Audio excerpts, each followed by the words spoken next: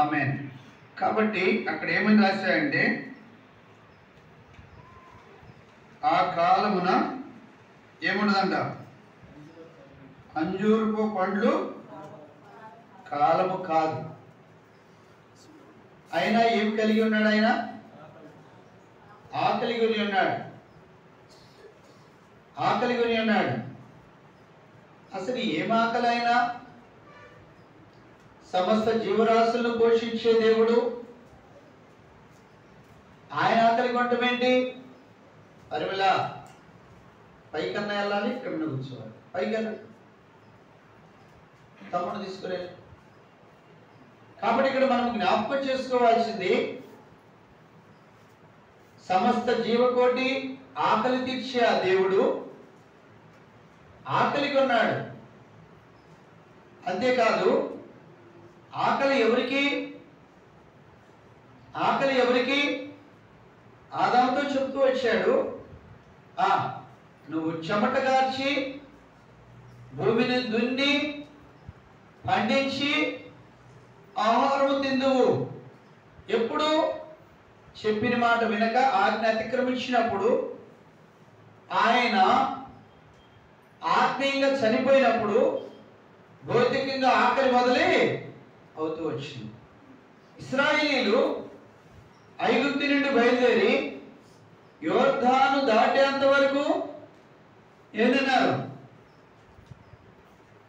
ఐగుప్తు నుండి బయలుదేరి యోర్దాను దాటేంత వరకు ఏం తిన్నారు? మన్నాని తిన్నారు. మన్నా ద్వారా పోషింపడ్డారు. ఎరుకో గోడలు కుమ్మలు కొట్టి అక్కడ అందరూ రాతి కత్తుల చేత సున్నతి చేయబడిన తర్వాత, వారు అక్కడ నుంచి బయలుదేరిన తర్వాత ఏమవుతూ వచ్చింది? మన్నా కురుచుట ఆగిపోయింది. మన్నా కురుచుట ఆగిపోయింది. కనానీయులు, ఆ ప్రాంతవాసులు ఏమి తింటారో వారు కూడా అదే తినవలసి వచ్చినది. ఇది గుర్తుపెట్టుకోవాలి. ఈ రెండు విషయాలు మనం గమనంలో ఉంచుకుంటే మన ఆధ్యాత్మికమైనటువంటి జీవితాన్ని ఎలా కట్టుకోవాలో, అసలు దేవుడు మన దగ్గర నుంచి ఏం ఆశించుతున్నాడో, మహిమపరచుటకు మాత్రమేనా అనేది మనము గమనించుకోవచ్చు. దృష్టించి వాక్యం పైన లక్ష్యం ఉంచుదాం. ఇక్కడ జాగ్రత్త గమనిస్తే, ఆ కాలం ఏ కాలము కాదంట, అంజూరపు పంట కాలము కాదు. కానీ దానిలో ఏం కనపడుతుందంట? ఆకులు కనపడతా ఉన్నాయి. ఆకులు కనపడతా ఉన్నాయి, కానీ ఏమి లేవు. దానిలో కాయలు లేవు. కాయలు లేవు కనుక ఆయనకి ఏం తీరలేదు. చూడండి, నహోము గ్రంథము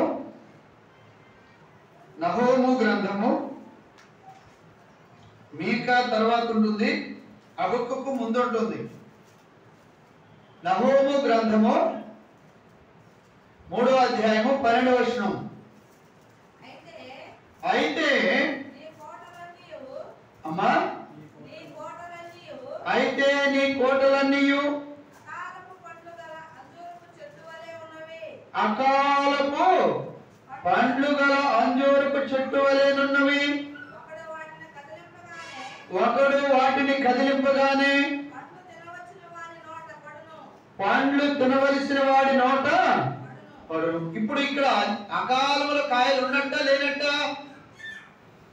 చెప్పండి. ఉన్నాయి కదా.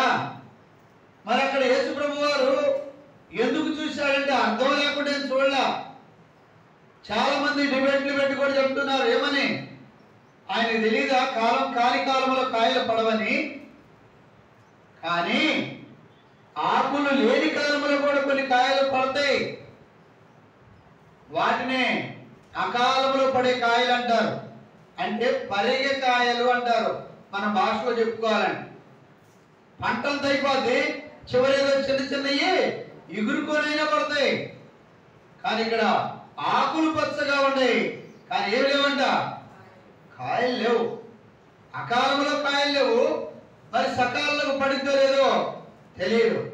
రెండోది ఏం చెప్తున్నాము ఇక్కడ?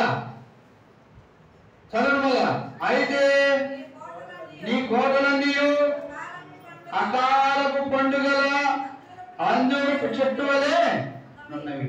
కోటలన్నీ ఎలా ఉన్నాయంట? సకాలంలో పండ్లు పడే చెట్లు వలె లేవంట. అంటే సకాలంలో పండ్లు పడితే ఎలా ఉంటాయి? వికసించి పడతాయి, విరిలిపోయి పడతాయి, కొమ్మలు వంగిపోయిందాకా పడతాయి. కానీ అకాలంలో పడే కాయ ఎట్లా పడిద్దంట? ఆడొకటి ఆడొకటి ఆడొకటి ఆడొకటి పడింది. అది ఎగురుకుపోయి పడింది. సరిగ్గా దానిలో బలము, దానిలో శక్తి, అది ఇంపుగా ఉండదు, తింటే రుచికరంగా కూడా ఉండదు. అలా ఉంది అంట కోటలన్నీ కూడా. కోటలు ఉన్నాయి కానీ అవి ఎలా ఉన్నాయంట?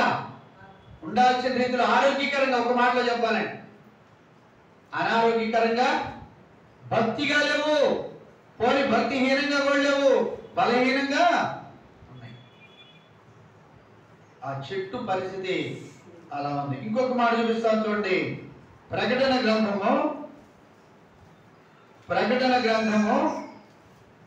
6వ అధ్యాయము 13వ వచనం.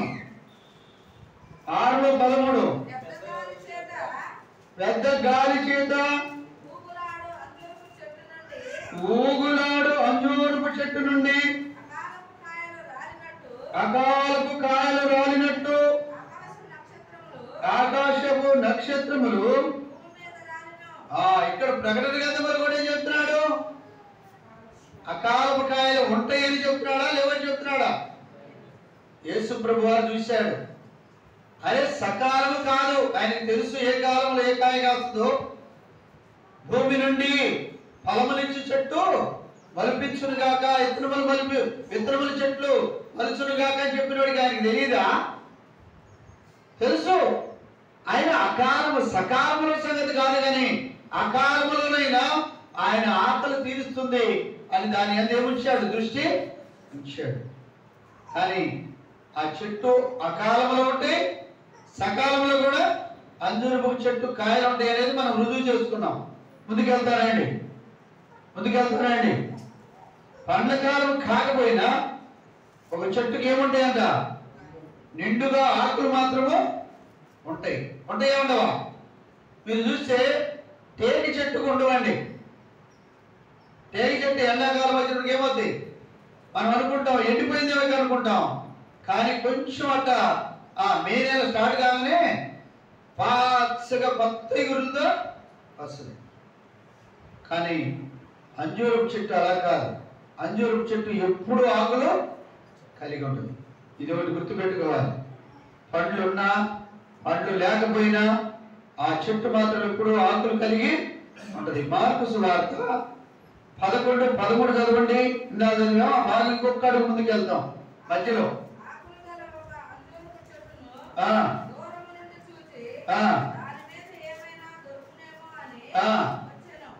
ఏం చేస్తున్నాడు ఆయన? ఏమైనా దొరుకునేమో అని ఏం చేస్తున్నాడు? వెతుకుతున్నాడు. కొమ్మ ఎదుగుతున్నాడు, చివరి కొమ్మను ఎదుగుతున్నాడు. ఆకుల మధ్యలో ఒకళ్ళు ఏదైనా దొరుకునేమో, అది పచ్చగా ఉంది, ఏదైనా దొరుకునేమో అని ఏం చేస్తున్నాడు? చెప్పండి. వెతుకుతున్నాడు. ఆకులలో సకాలంలో కాసేదైతే ఇంకా బాగా కనపడదు, అది అకాలం కాబట్టి ఒకవేళ ఎక్కడైనా ఒకటి ఉందేమో అని చెప్పి వెతుకుతూ ఉన్నాడు. అదే కదా అక్కడ మనం చదివాం. కానీ ఏ లేదంట, ఒక్క కాయ కూడా సకాలంలో కాదు, అకాలంలో ఒక కాయ కూడా లేదు. అంటే లేఖన నెరవేర్పు దానిలో లేదు. అంటే పంట లేదు. ఆకులైతే పెట్టుకుంది కానీ పంట లేదు. మార్కు సువార్త 11:17. మార్కు సువార్త 11-17 చదవమ్మా. 11-17.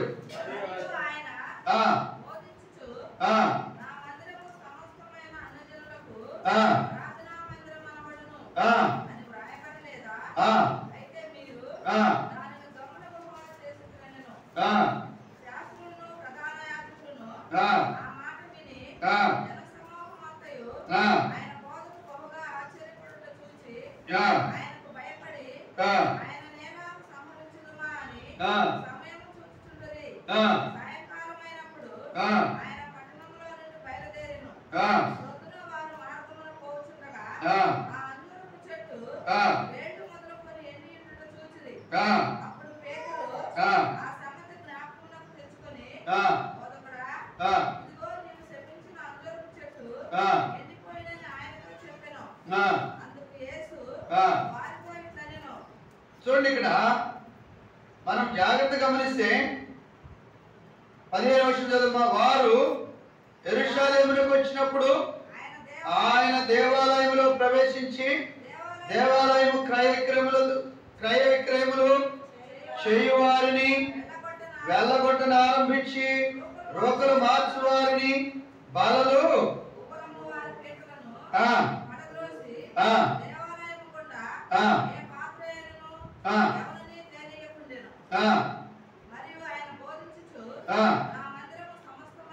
నా మందిరము సమస్తమైన అన్యజనులకు ప్రార్థనా మందిరం అనబడును అని వ్రాయబడలేదా? అయితే మీరు దాన్ని దొంగల గృహగా చేసి. ఇక్కడ మనం జ్ఞాపకం చేసుకోవాలి, ఆనాటి ఇశ్రాయేలీయుల జాతిని ఏం చేస్తున్నాడు? యెరూషలేము నగరమును గురించి ఆయన ఏం మాట్లాడుతున్నాడు? దొంగల గృహగా చేశారు. పేరుకి యెరూషలేమే, యెహోరాజు పట్టణమే, దేవుడు కోరుకున్న పట్టణమే, అది దేవుడు పునాది వేసిన పట్టణమే. కానీ దాని ఏమైపోయిందంట? అంజూరపు ఆకుల మధ్యలో ఏముండే? మీరు ఎప్పుడైనా చెట్టు చూసారు? ఇది కాదు, చూద్దాం ఎదురుగా. ఆ చెట్టుకి ఏమి ఏర్పడుతూ ఉంటాయి? ఏమంటారు? కబోద పక్షుల, వాటిని గొడ్ల గోపులు కూడా అంటారా? కాదు, ఏమంటారు? గబ్బిలాలు కూడా ఉంటాయి కదా, సేమ్ అంటే ఉంటాయి. అంటే ఆ చెక్కగా ఉండిన దాన్ని బట్టి దానిలో ఏముంటాయంట? ఉండాల్సినవి యెరూషలేమే, దేవుడి మందిరం ఉంది, అన్నీ ఉన్నాయి. కానీ దానిలో ఉండాల్సినవి లేవు. ఇది గుర్తుపెట్టుకుంటాం. మొట్టమొదట ఇశ్రాయేలు జాతి వారిని గురించి, యెరూషలేము నగరాన్ని గురించి దేవుడు స్పష్టంగా మాట్లాడుతూ వచ్చాడు. కాబట్టి ఇశ్రాయేలు జాతిని, యెరూషలేములో ఉన్నటువంటి దేవుని మందిరముల గురించి మాట్లాడిన దేవుడు వారికంటే మనం ఎక్కడో ఉన్నవారు మన గురించి కూడా మాట్లాడతాడు అని అక్కడ రాసుకోవాలి. దొంగల గృహగా చేశారు. దేన్ని చెప్పండి? దేవాలయం. దేవాలయం అంటే ఆనాడు ఇశ్రాయేలుకి ఇచ్చిన మందిరం అది. కానీ ఈనాడు దేవాలయం అని దేని అంటున్నాడు? మన హృదయాన్ని దేవాలయం. దానిలో ఎవరున్నారు? ఏం చేయబడిందంట? వ్యాపారాలు జరుగుతున్నాయి, రోకలు మారుస్తూ ఉన్నారు, వ్యాపారాలు జరుగుతూ ఉన్నాయి, రోకలు మార్చేవాళ్ళు, ఇంకా దొంగల గృహది మార్చబడుతుంది. దొంగలకు నిలయంగా ఉంది. అది ఎవరిని సూచిస్తా ఉందంటే ఆకులు ఉండే కాయలు లేని జీవితం, అంటే ఫలం లేని జీవితం. ఆయన ఆకలి తీర్చలేని యెరూషలేమును గురించి మాట్లాడుతూ ఉన్నాడు. ఆయన ఆకలి తీర్చలేని యెరూషలేమును గురించి మాట్లాడుతూ ఉన్నాడు. ఇంకో మాట చూద్దామండి. తిమోతికి రాసిన రెండవ పత్రిక 3వ అధ్యాయం 5వ వచనం. పైకి భక్తి గలవారి వలె ఉండి దాని శక్తిని ఆశ్రయించిన వారినై ఉందురు. ఇట్టి వారికి విముఖుడవై ఉన్నావు. కాబట్టి ఇక్కడ వారు ఎలా ఉన్నారంట? వేషధారుల వలె ఉన్నారు. పేరుకే ఉంది, పచ్చగా ఉంది, వేసి వేసుకొని. లోపల ఏమి లేవు. ఆయనకి ఆకలి తీర్చే సంతోషం, ఆకలి తీర్చే ఫలాలు లేవు. ఏ ఫలాలు? గల్తీ రాసిన పత్రికలో మనం చూస్తాం. ఏ ఫలం అంట? చదువుదామా? చదవండి మాట. 5వ అధ్యాయము చదవండి మాట. గల్తీ రాసిన పత్రిక. అయితే ఆత్మ ఫలాలేమనగా, ఆపమ్మా, ఆత్మ ఫలాలేమనగా ఉందా? అక్కడ ఆత్మ ఫలమేమన్నగా ఉందా? అంతే. నువ్వు చదివింది కరెక్టే, దాని అర్థం కావడం కోసం మళ్ళీ అన్నాను. ఆత్మ ఫలాలు కాదు, ఆత్మ ఫలం. ఆ ఫలములో తొనాల గురించి చెప్తున్నాడు. ఇప్పుడు కమలకాయ ఉంది, ఆ కమలకాయ అంటే బయటికి కనపడడానికి ఒకటిగా కనపడుద్ది, కానీ లోన తొనలు ఉంటాయి, లోన తొనలు ఉంటాయి. బత్తాకాయ అంటే నారింజకాయ కూడా అంతే, భాగాల లోపల విభజింపబడి ఉంటాయి. అన్ని బాగుంటాయి, కొన్ని కాయలు చూడండి కొన్ని తొనలు పీలపోయి ఉంటాయి. చెప్పరేమి, పైన బాగానే ఉంటాయి, కాయ తోలు కప్పుకొని దాన్ని తీస్తే కొన్ని తొలలు ఎలా ఉంటాయి, పేలిపోయి ఉంటాయి, కొన్ని తొలలు బాగా లావుగా ఉంటాయి. చదవడం మాట, ఆయన అంజూరపు చెట్టున ఏ ఫలాన్ని కోరుతున్నాడు? అయితే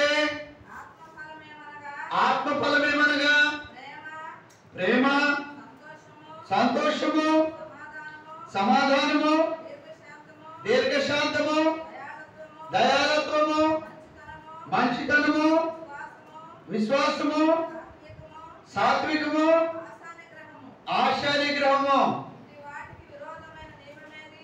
లేదు. అట్టి వాటికి విరోధమైన ఏది కూడా లేదు. అలాంటి ఫలాన్ని ఎదుగుతున్నాడు ఆయన. విరోధము లేని ఫలం, సక్రంగా ఫలించే ఫలం. సమాధానం అనే తోన అట్లే ఉండాలి, సాత్వికం అనే తోన అట్లే ఉండాలి, మంచితనం అనే తోన కూడా ఫలన్నీ ఒకే రకంగా ఉండాల. అకాలానికి సకాలానికి ఒక కాయ అకాలంలో పడింది అనుకోండి, లోపల తొనలన్నీ కూడా అలాగనే సకాలానికి పడింది అనుకోండి, బలంగా బాగానే అన్ని ఒకే రకంగా ఉండాల. కానీ లోపల ఏదో తేడా అవుతుంది, కొన్ని బాగుంటున్నాయి, చెప్పరేమి. అది దేవుడు చూస్తున్నాడు. అసలు ఇది పచ్చగా ఉంది, పచ్చగా ఉందంటే కనీసం ఏదో కాయ ఏదో కొమ్మ పడి ఉంటుంది, చూద్దామని చెప్పి చూస్తున్నాడు. చూస్తే ఏం దొరకలేదండి ఆయనకి, ఫలం దొరకల. ఆయనకి ఆకలి లేదు, ఆకలి తెచ్చలా. ఆకలి అంటే భౌతిక సంబంధమైన ఆకలి కాదండి, నా బిడ్డలు బాగుండారు అనే సంతృప్తి అనే ఆకలి తీరలేదు ఆయన. ఎలా ఉందంటే అది ఎలా ఉంది? ఆకులు కప్పుకొని వేషధారణ, భక్తిహీనతను చూపిస్తా ఉంది. భక్తిహీనతకు వేషధారణకు గుర్తుగా ఉంది. మళ్ళీ చదవడం మాటే అది కాదండి. తిమోతి రాసిన పత్రికలో రండి, ఇందాక చదివాం కదా. ఎలా ఉంటుందంట? పైకి భక్తి కలిగిన దానిలాగానే ఉంది, లోపల ఎలా ఉంది? దాని శక్తిని అంటే దేవుడి శక్తిని ఆశ్రయించదుగా ఉంది. అందుకే దావీదు అన్నాడు, యెహోవా నా ఆశ్రయ దుర్గము, నా తాగు చోటు, నేను నమ్ముకున్న నా దేవుడు. అంటే యెహోవాని ఆశ్రయిస్తా ఉన్నాడు దావీదు. కానీ వీళ్ళు ఏం చేయట్లేదంట, ఆయనను ఆశ్రయించట్లా. ఫలించాలని ఆసక్తి లేదు, వేషధారణ, భక్తిహీనత. భక్తిహీనతలో ఆ దేవుడి శక్తిని అంటే ఆ చెట్టు యొక్క శక్తిని ఆశ్రయించిన వారుగానే ఉన్నారు. పైన ఒకటి లోపల ఒకటి వేషధారణ. అది మంచిది కాదు, దేవుని ఆకలి తీర్చలేదు, దేవుని ఆకలి తీర్చలేదు. హృదయము వ్యాపార మార్క్స్ వార్తలో మాట ఉంటుంది, చదవండి 7. చెట్టు లోపల ఏముందంట? చెట్టు లోపల ఏముంది చూడండి, 7వ అధ్యాయము 20 నుంచి. మనుషుల లోపల నుండి బేలు వెలునది, మనిషిని అపవిత్రపరచును. లోపల నుండి అనగా మనిషిని హృదయముల నుండి, అనగా చెట్టు లోపల నుండి దురాలోచనలను, జారత్వమును, దొంగతనములను, నరహత్యలను, వ్యభిచారములను, లోభములను, చెడుతనమును, కృత్రిమమును, కామ వికారమును, మత్సరమును, దేవదర్శనయు, అహంభావమును, అవివేకమును వచ్చును. ఈ చెడ్డవన్నీ చెట్టు లోపల నుండి వచ్చును. ఈ చెడ్డవన్నీ హృదయంలో నుండి వచ్చును. చెడ్డ ఎన్ని లోపల పెట్టుకుంది, కానీ ఆయన ఆకలి తీర్చే లోపల ఆయన ఆకలి తీర్చడానికి. ఆకులు పచ్చగా కప్పుకుంది, ఇంటి చుట్టూ వాక్యాలు ఉండే, ఇంట్లో బాగానే కనపడతా ఉంది, కానీ హృదయంలో మాత్రమో జబ్బరేమి లేనే లేదు. అంటే ఆయన ఎక్కడ కోరుకుంటున్నాడు?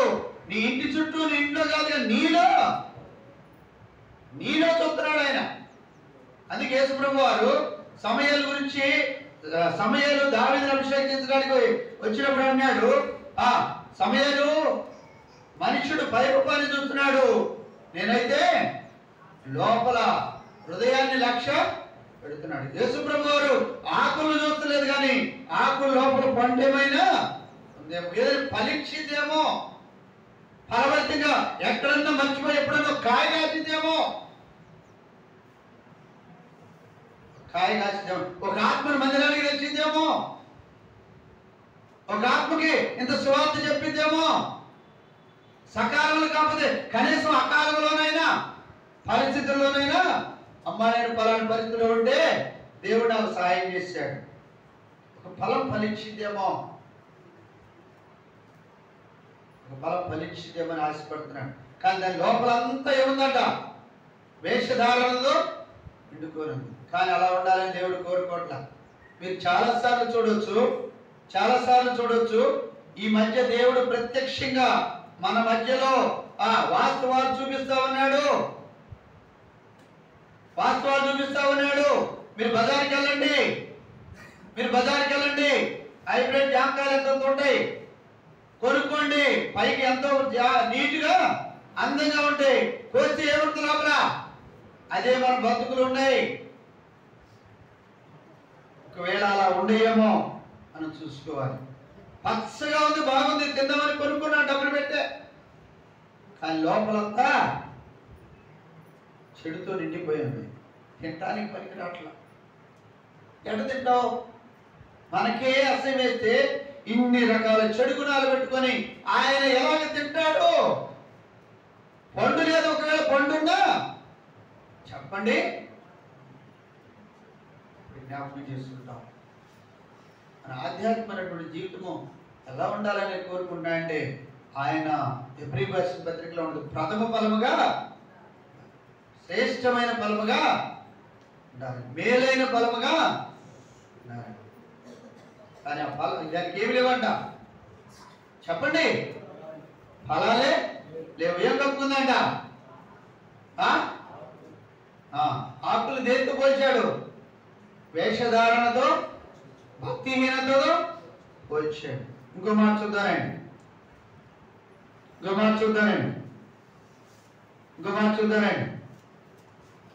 మత్తయి సువార్త 23:28. అయ్యో అలాగే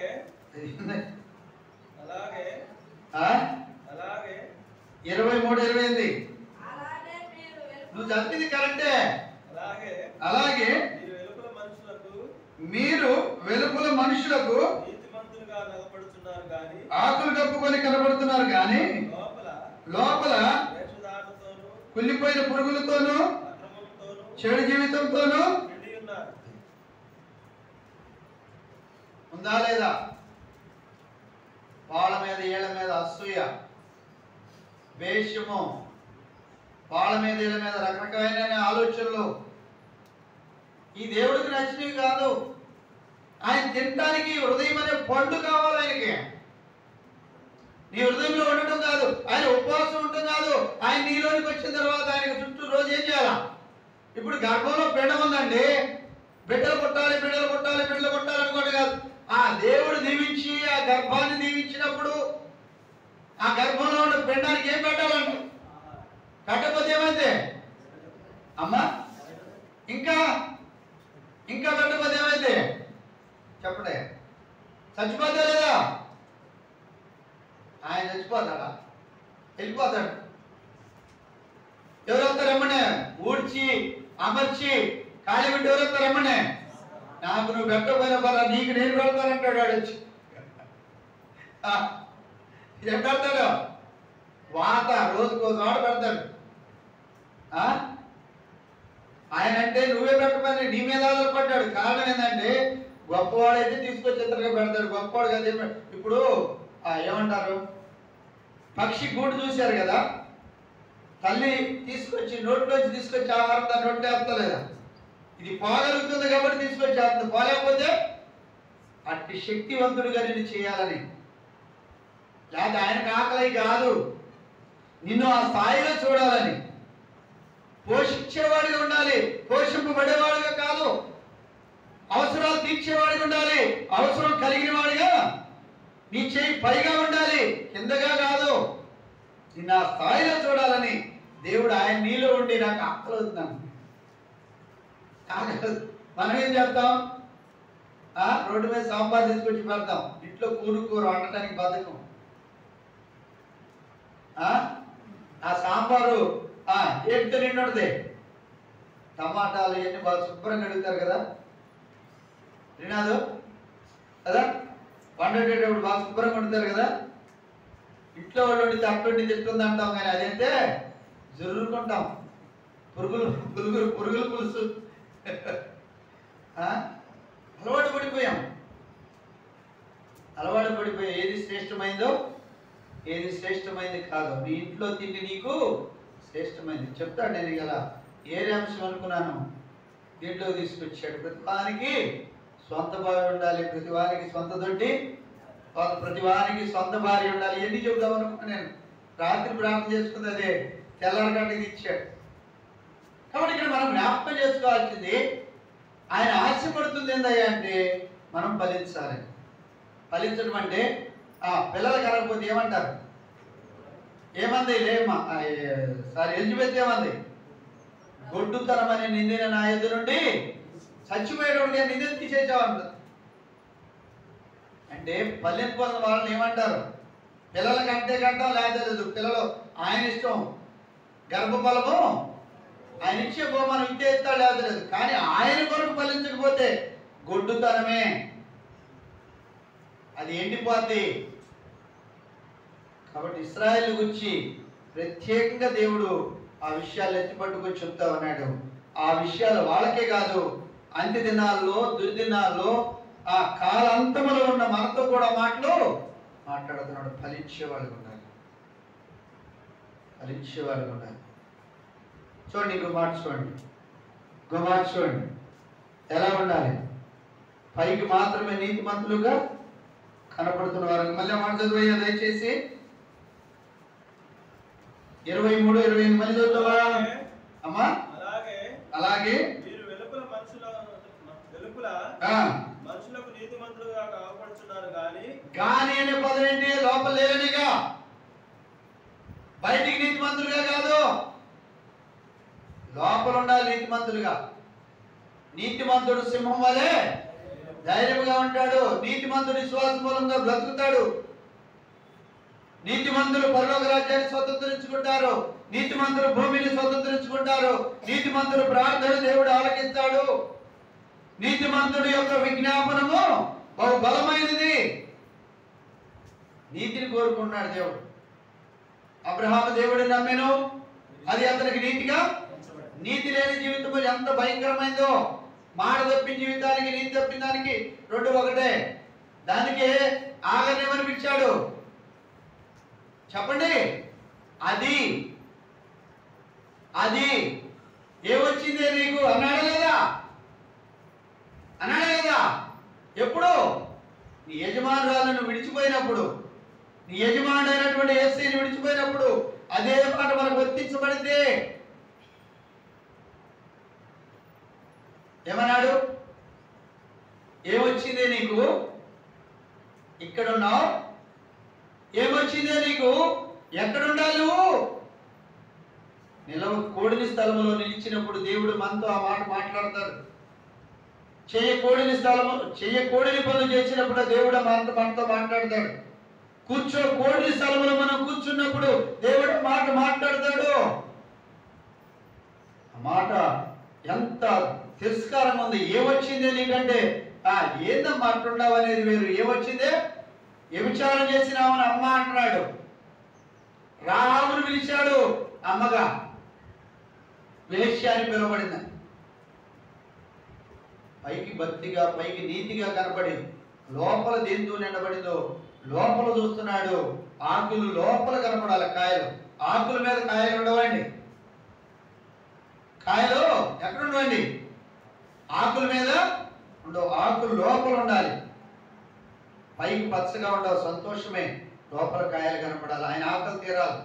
ఆకలి తీరాలంటే నువ్వు బాగా ఫలించేదానిగా ఉండాలి. అన్ని రకాల ఫలాలు, 9 రకాల ఫలాలు ఫలించాలి. ఆ ఫలాలను చూసి ఆయన నిన్ను ఆశీర్వదిస్తాడు. అందుకన్నాడు కదా, దానికి ఏమన్నాడు? ఇట్టి దానికి విరోధమైనది ఏది లేదు. నువ్వు ఫలిస్తే నీకు విరోధమైనది లేదు. ఫలించకపోతే కంపల్సరీ దాసత్వం నుండి లెక్కలు చూసి విడిపించాడు. మరలా తిరిగి గల్తీ రాసిన పత్రిక 5 మొదటి వచనం చదవండి. గల్తీ రాసిన పత్రిక 5 మొదటి వచనం చదవండి. ఏమి చేయండి? మనకి లెక్కలు చూసి, పాతాళం నుంచి లెక్కల నుంచి, మరణం నుంచి లెక్కలు చూసి, అపవాది నుంచి లెక్కలు చూసి అన్నింటి నుంచి విడిపించాడు, స్వతంత్రులుగా చేశాడు. ఈ స్వాతంత్ర్యము అనుగ్రహించి అమ్మా క్రీస్తు మనలను దేనిగా చేశాడు? స్వతంత్రులుగా చేసి ఉన్నాడు. కాబట్టి అమ్మా ఎలా ఉండాలి? కష్టాలు వచ్చినా, బాధలు వచ్చినా, శ్రమలు వచ్చినా, ఇరుకు వచ్చినా చెప్పండి. స్థిరముగా ఉండాలి. అయ్యో ఆ వల్ల కాదయ్యా, ఈ పరిస్థితులు అనుభవించలేకపోతా ఉన్నాం. అది కాదు దేవుడు కోరుకునేది. స్థిరముగా ఉంది, కదలక ఉంది కనుకనే ఏమైంది ఆమెకి? చెప్పండి. స్థిరముగా, కదలక, నిలకడగా ఉంది కనుకనే ఆమె ఏమైంది? దావీదుకి అవ్వయింది. ఎవరమ్మ? చెప్పరేమి? రూతు. చిన్న సమస్యలకే కదిలితే ఎట్లా? రేపు ఒక రోజున నేను మీరు చూసారో లేదు వీడియో, ఎక్కడది? ఎవరు అసలు ఎక్కడ భూకంపం వచ్చింది? మయన్మార్లో. ఎలా వచ్చింది?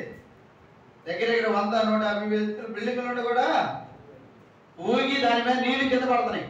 అంటే వాళ్ళు స్విమ్మింగ్ పూల్ పెట్టుకుంటారు పైన, ఆ నీళ్లు ఊగి కింద పడుతున్నాయి. బిల్డింగ్ ఉయ్యాలు ఊగినట్టు ఊగింది. బిల్డింగులు పడినట్టు ఎక్కడ చూపిలా, నేను చూడలేదు. అంతంతలో బిల్డింగులు కూడా ఊగుతున్నాయి, దాంట్లోంచి నీళ్లు పడుతున్నాయి. ఎలా ఉంది? మళ్ళీ ఆగిపోయితే పడిందా? పరిస్థితులు వస్తాయి. అది భర్త వల్ల రావచ్చు, అది భార్య వల్ల రావచ్చు, అది తల్లిదండ్రుల వల్ల రావచ్చు, అది బిడ్డను చూడాలి, ఇది బిడ్డల వల్ల రావచ్చు, ఇది కుటుంబం వల్ల రావచ్చు, ఇరుగు పొరుగు వారి వల్ల రావచ్చు, ఉద్యోగానికి పోతే రావచ్చు, పనులు పోతే రావచ్చు, అసలు ఏమి లేదు పంపు కాడికి పోతే రావచ్చు, కూరగాయలకు పోతే రావచ్చు, అసలు మందిరంలోకి పోతే రావచ్చు, నీతో పక్కన కూర్చున్న నీ విశ్వాసం ద్వారా నీకు రావచ్చు. కదలకుండా ఉండినప్పుడే రూతు వలె నువ్వు ఫలించేదానిగా ఉంటావు. యేసు ప్రభువుకు తల్లి అయిందాను. ఆమె గర్భం నుండి యేసయ్య వచ్చాడు. యేసయ్య అంటే సమాధానం, యేసయ్య అంటే నెమ్మది, యేసయ్య అంటే సాత్వికము, యేసయ్య అంటే మృదత్వము, యేసయ్య అంటే ఎన్నో. అవన్నీ కూడా ఆమెలో నుండి వచ్చినాయి. ఎప్పుడు వచ్చినాయి అంటే కదలకుండా ఉన్నప్పుడే. ఓర్పై కదిలిందా? కదలకుండా ఉందా? కదిలిపోయింది. 2 మాటలు చెప్పగానే అమ్మ ఇంకొకరు పెళ్లి చేసుకోగానే కదిలిపోయింది. లోకాశలకు లొంగిపోయింది. కానీ రూతు లోకాశలకి సమయము, దేవుడు సమయం ఇస్తాడు. దేవుడు ఏం చేసుకుంటే చేసుకుంటాడు. ఇశ్రాయేలు పరిశుద్ధ దేవుడు గొప్పవాడు. ఆయన అనుకున్నది కంపల్సరీ చేసి తీస్తాడు. ఆయన అనుకున్నది కంపల్సరీ చేస్తాడు అని నమ్మింది కనుకనే ఆమె ఏం చూసింది? అద్భుతాన్ని చూసింది. ఈ దినాన మన ఎదుట నిలబడింది. శపించబడిన గోత్రములో, వ్యభిచార గోత్రములో, దేవుడికి విరోధంగా లేచిన గోత్రములో, దేవుడి కార్యాలకు అభ్యంతరాలు కలిగించిన గోత్రములో పుట్టిన ఆమె కొనియాడబడతా ఉంది. అమ్మ రూతులాగా అని చెప్పి ఎంతో మంది ఈరోజు నా పేర్లు పెట్టుకుంటున్నాం. కారణం ఎవ్వల కోత ముగిసేంత వరకు ఏముంది? పనివారి దగ్గర నిలకడగా ఉంది. నిలకడ అవసరం. పరీక్షలు వస్తాయి, పరీక్షలో ఫెయిల్ అయిపోతే మళ్ళీ రాసుకోవడమే, పరీక్షలో ఫెయిల్ అయిపోతే మళ్ళీ రాసుకోవడమే. కొన్నిసార్లు రాసిన తర్వాత నీకే తీసుకొచ్చి రాయటం మానేస్తావు. పరీక్షలో పాస్ అయితే గొప్పది, ఫెయిల్ అయితే కాదు. పరీక్షలు వచ్చేది నిన్ను అభ్యంతరపరచడానికి కాదు, కానీ అభివృద్ధిలోనికి తీసుకురావడానికి, సమస్యల్లోకి నెట్టడానికి కాదు, సమస్యల్లోంచి నిన్ను ఇంకో మెట్టెక్కియడానికి. కాబట్టి పరీక్షలు వచ్చినప్పుడు ఫెయిల్ అయ్యే వాళ్ళంగా ఉంటే ఎందుకు పనికిరాని నీతో పాటు ఉన్నవాళ్ళు నీకంటే ముందు వెళ్ళిపోతారు. అందుకే మొదటి వారు కడపటి వారు అనేకులు మొదటి వారు అవుతారు. కాబట్టి నిన్ను బట్టి నీ కుటుంబం, నిన్ను బట్టి నీ సంఘం, నిన్ను బట్టి నీ ఇరుగు పొరుగు వారు, నిన్ను బట్టి నీ స్నేహితులు, నిన్ను బట్టి నీ బంధువులు. చూడండి, ఆ పచ్చగున్న ఆకులు కూడా ఏమైనాయంట, చెట్టు కాయలు లేనందున ఆకులు కూడా నష్టపోతా, ఆకులు కూడా నష్టపోయినా లేదా, కాయలు లేదన్న మొత్తం నష్టపోతా వచ్చింది. కాబట్టి మనం జ్ఞాపకం చేసుకుంటాం. ఇంకా మార్చండి. కాబట్టి మన నీతి ఎలా ఉండాలంట, పైకి నీతిమంతులుగా మాత్రమే కనబడుతుంది కాదు, లోపల కూడా నీతి చెప్పండి ఏముండాలంట, లోపల కూడా నీతిమంతులుగానే ఉండాలా. పైకి మాత్రమే ఉంటే లోపల వేషధారణ. అందుకే ఇందాక చదువుతుంటే నేను బ్రదర్ని అడిగాను, నేను ఇందాక మళ్ళీ చదువు ఆ మాట 23 అయ్యా చదువు. అలాగే మీరు వెలుపల మనుషులకు నీతిమంతులుగా నలపడుతున్నారు కానీ లోపల వేషధారణతోనూ అక్రమంతోనూ నిండి ఉన్నారు. అది దేంతో నిండి ఉన్నారంట, అక్రమం చేయవాళ్ళు. మీరెవరో నేను ఎరగను, దిక్కుమాల జీవితం జీవితం. ఆ రోజు మీరెవరు నేను ఎరగనంటే అసలు ఏమన్నా ఉపయోగం ఉందా? అది పాతాలు అని పోయి కొనుక్కొచ్చినాడు, ఎవరు నువ్వు అంటే ఇంకెవడున్నాడు మనకు ఆదరించేవాడు. కాలం మార్గంలో ఉండగానే మళ్ళీ మనము చెరసాల్లో వేసినా చేయగలిగేదే లేదు, కడపడి కాసు వరకు చెల్లించాల్సిందే. కోర్టుకు పోకముందే స్టేషన్లో ఉండగా చెప్పండి, స్టేషన్లో ఉండగా సరి చేసుకోవచ్చు, స్టేషన్ దాకా పెద్ద మనుషుల్లో సరి చేసుకోవచ్చు, పెద్ద మనుషులు దాకపోకుండా ఇంట్లో సరి చేసుకోవచ్చు, ఇంట్లో దాకపోకుండా భార్య భర్తలు ఎక్కడ సరి చేసుకోవచ్చు చెప్పలేమే. వారు మాత్రమే ఉండగలిగిన స్థలంలో సరి చేసుకోవచ్చు. బయటకు వస్తే కడపడగా చెల్లించాల్సిందే. జాగ్రత్త సుమి. అందుకే యేసుప్రభు వారు ఒకరిని పిలుస్తా ఉన్నాడు. చూడండి 23వ వచనం, 23 అయ్యో పేరు పెట్టి పిలుస్తున్నాడు. శాస్త్రులు అంటే ఎవరు? ధర్మశాస్త్రాన్ని బోధించేవారు. వారిని అన్నాడు వేషధారులైన శాస్త్రులారా, పరిచయులారా, మీరు పుదీనలోను సోపులోను జీలకర్రలోను 10వ వంతు చెల్లిస్తున్నారు. ధర్మశాస్త్రంలో ప్రధానమైన విషయములలోను అనగా న్యాయమును, కనికరమును, విశ్వాసమును విడిచిపెట్టిదిరే. ఏం విడిచిపెట్టారంట? ఏమంటాడు? ఏం విడిచిపెట్టారు?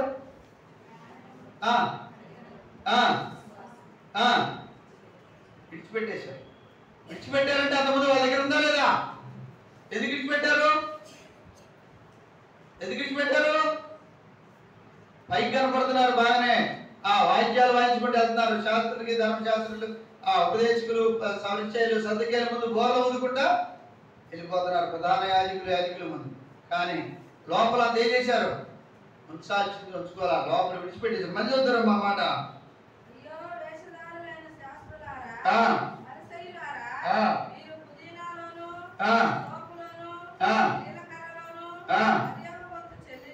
చెల్లించి మీ హృదయంలో మాత్రము చెప్పండి, మీ హృదయంలో ఉంచుకోవాల్సినవి మాత్రము విడిచిపెట్టేశారు. అరే పుదీనా, జీలకర్ర, కొత్తిమీర, కందిపప్పు ఇవి అవసరమే.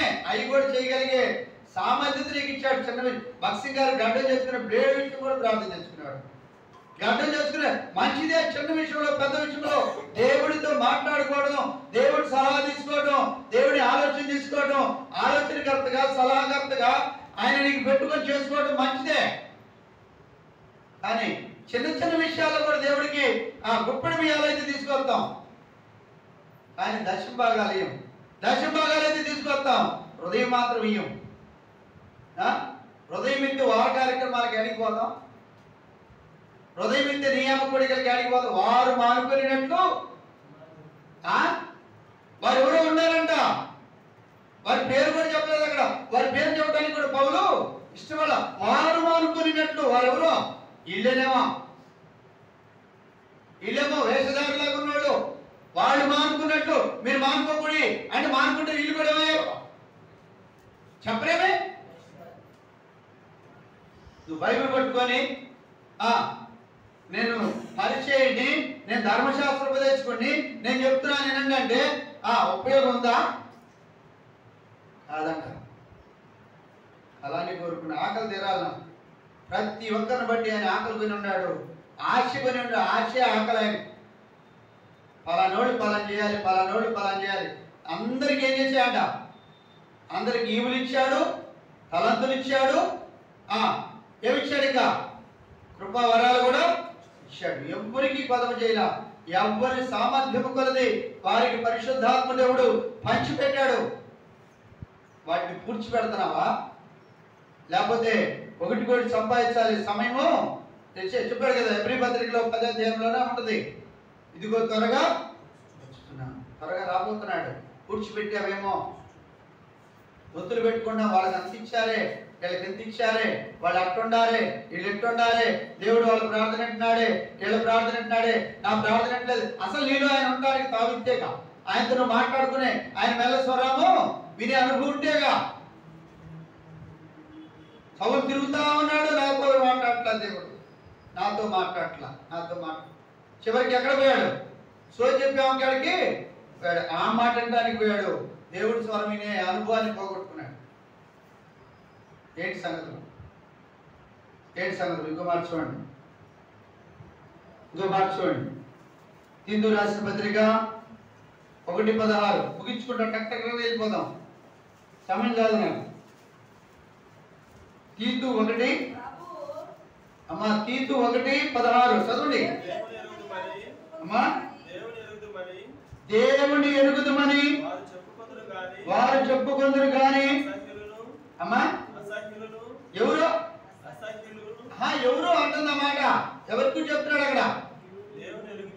దేవుని ఎరుగుదమని చెప్పుకునే వారి గురించి. దేవుని ఎరగం, మేము దానిలో ఉన్నాం దీనిలో ఉన్నాం. మళ్ళీ సమస్యలు ఎందుకు? ఆ పేరు ఎత్తట్లా నేను. దానిలో ఉన్నాం దీనిలో ఉన్నాం వాళ్ళు చెప్పుకునేవాళ్ళు కాదు. వాళ్ళ గురించి అవట్లా. దేవుని ఎరుగుదమని చెప్పుకొందురు గాని అసహ్యులను అవిధేయులను ప్రతి సత్కార విషయము ఏమై ఉన్నారంట? భ్రష్టులై ఉన్నారంట. 3 ఉంది అక్కడ. పుట్టినట్టు చూడండి.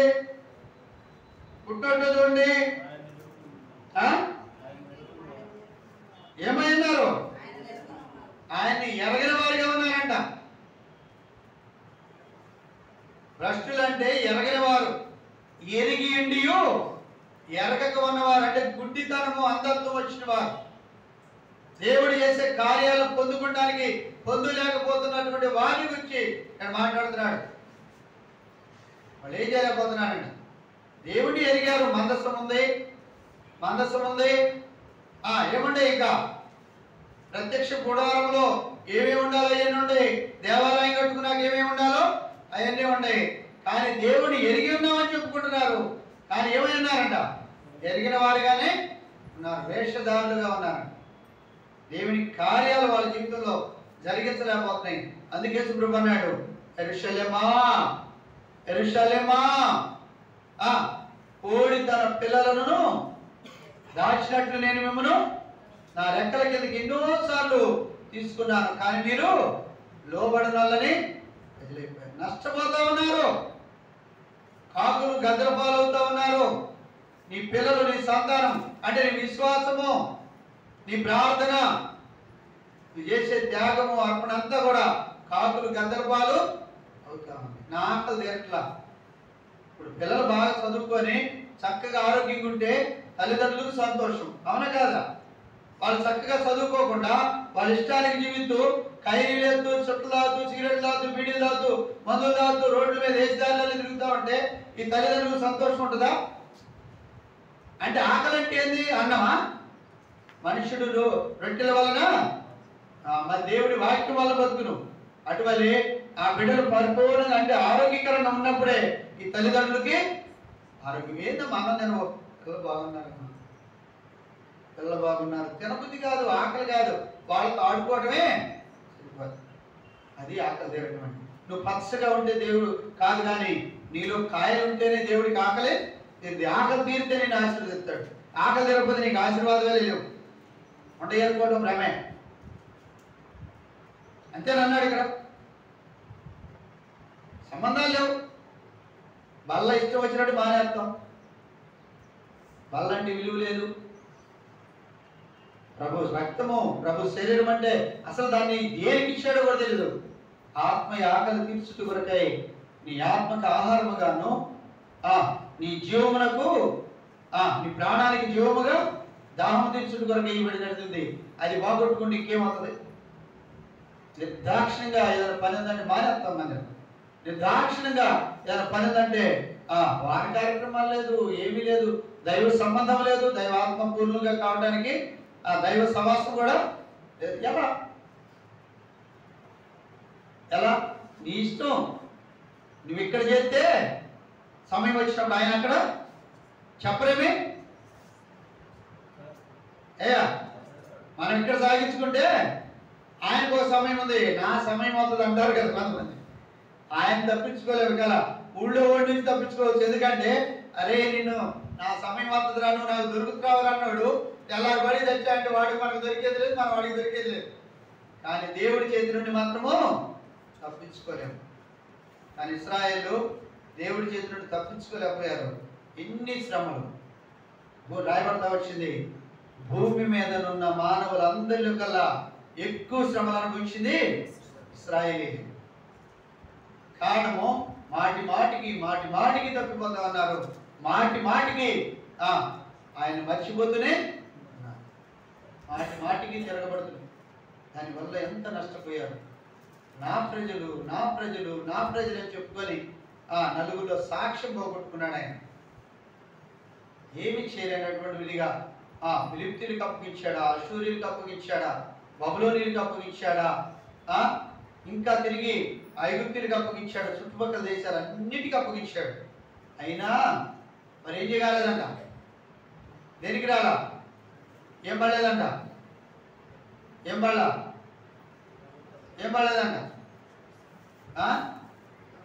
వాళ్ళు ఏం పడలేదంట? గుణపడలా. ఏం పడలా? గుణపడలా. అంటే బుద్ధి తెచ్చుకోవాలా.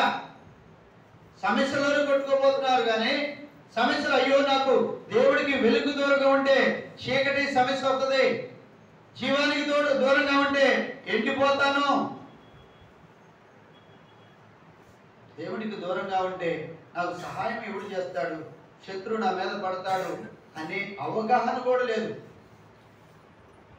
దావీదు ఏం చేశాడు? ఎమ్మనే గుణపడ్డాడా లేదండి? ఎమ్మనే గుణపడ్డాడా, సరి చేసుకున్నా లేదా? ఎమ్మనే. అంటే బుద్ధిమంతుడికి ఉండే లక్షణం అది.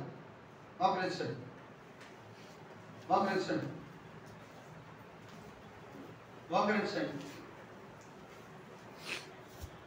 ప్రభా నేను కూడా చెట్టు వలె పచ్చగా ఉన్నాను, పైకి నీతిగా కనబడుతున్నాను, పైకి పచ్చగానే ఉన్నాను, పైకి బాగానే ఉన్నాను.